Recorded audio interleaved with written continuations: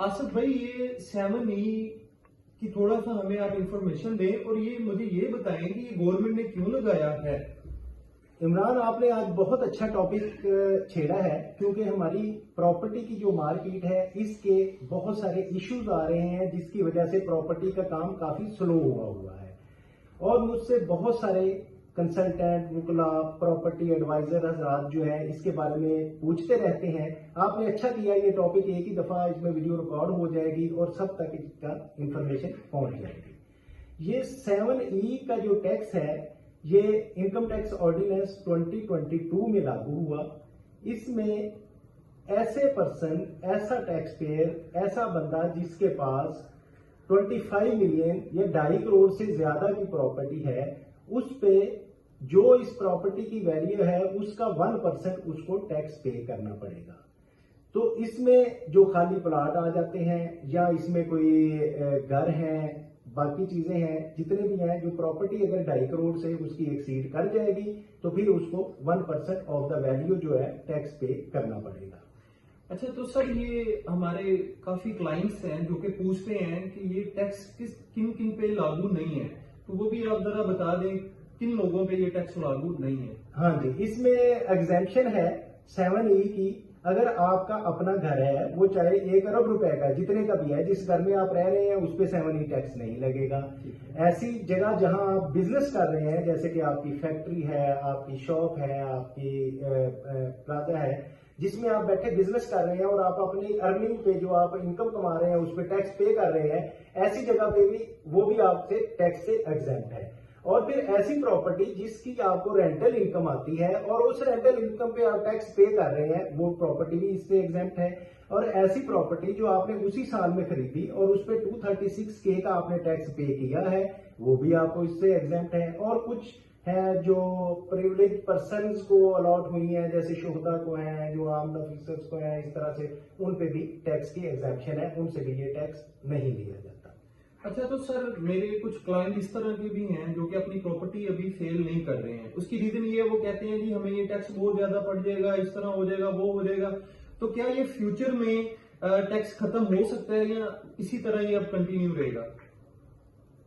अच्छा इमरान, इसमें बेसिकली होता ये है कि गवर्नमेंट जो है वो टैक्सेस पॉलिसी मेकर्स जो है वो देखते हैं कि कौन कौन से एवेन्यूज हैं जहां से गवर्नमेंट को टैक्स कलेक्ट हो सकता है। क्योंकि जो टैक्स की बेसिक थ्योरी है वो ये है कि अमीर लोगों से टैक्स कलेक्ट किया जाए और गवर्नमेंट के एक्सपेंसेस, गरीब लोग, वेलफेयर, उस पर वो टैक्स लगाया जाए। अब policy maker different time period में डिफरेंट थिंकिंग रखते थे कि फलां लोग अमीर हैं, फलां लोग अमीर हैं। अब के जो पॉलिसी मेकर हैं, आई थिंक उनका ये ख्याल है कि सारा पैसा जो आके प्रॉपर्टी में पार्क हो रहा है। ये कोई अगर एक्सपोर्टर है वो भी एक्सपोर्ट छोड़ के प्रॉपर्टी में लग गया है, जो कोई फैन मेकर था उसने भी आके प्रॉपर्टी में लग गया है, कोई बिजनेसमैन थे जो मतलब मैन्युफैक्चरिंग करते थे, जो गुड्स एक्सपोर्ट होती थी, वो आके सारे प्रॉपर्टी में उन्होंने इन्वेस्ट करना शुरू कर दिया है। और कुछ बात ऐसी भी है। तो इस वजह से इस चीज को बेसिकली डिस्करेज करने के लिए उन्होंने ये डीम्ड इनकम जो है 7E की, उस पे टैक्स लगाया है, ताकि इससे लोग डिस्करेज हों और अपना पैसा जो है वो किसी ऐसे बिजनेस में लगाएं जिससे कोई एक्सपोर्ट ओरिएंटेड गुड्स बने और वो एक्सपोर्ट हों और मुल्क को ज़र मुबादला आए।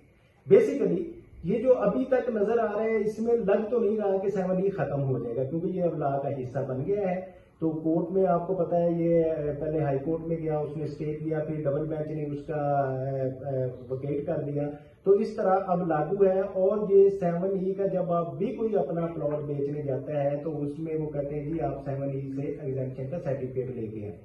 अब अगर तो उस बंदे ने अपना 7E का एसेट्स डिक्लेरेशन फॉर्म में डिक्लेयर किया हुआ है उसको मार्केट वैल्यू पे, तो एक बात ये भी है, जो मैंने 225 मिलियन या 2.5 करोड़ की बात आपसे की है, वो मार्केट वैल्यू की बात है, वो FBR रेट या उसकी परचेज प्राइस नहीं है, वो मार्केट वैल्यू है।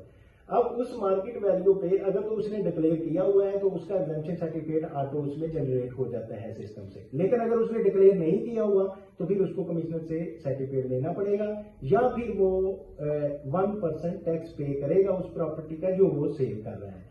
तो इस तरह अभी जो नजर आ रहा है उसमें तो जाहिर तौर पे तो ये नहीं लग रहा کہ یہ جلدی ختم ہوگا. ہاں البتہ جیسے آپ نے دیکھا کہ وہ بینکنگ ٹرانزیکشن پہ ٹیکس تھا پہلے ہوتا، تو پھر وہ بینکنگ انڈسٹری نے اس کا رولا ڈالا اور ان کی بینکنگ انڈسٹری بیٹھ رہی تھی، جس کی وجہ سے انہوں نے وہ ٹیکس ختم کر دیا. لیکن اب وقت کے ساتھ دوبارہ پھر لگ گیا ہے، تو میں بھی کسی سٹیج پہ یہ ختم ہو جائے، لیکن ظاہری طور پہ نہیں لگتا کہ یہ ٹیکس ختم ہوگا. تو ناظرین، یہ آپ نے مکمل اب آپ کو انفارمیشن ملی گئی ہوگی اس ویڈیو میں.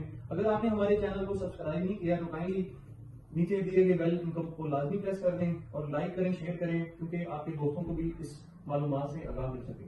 Thank you so much.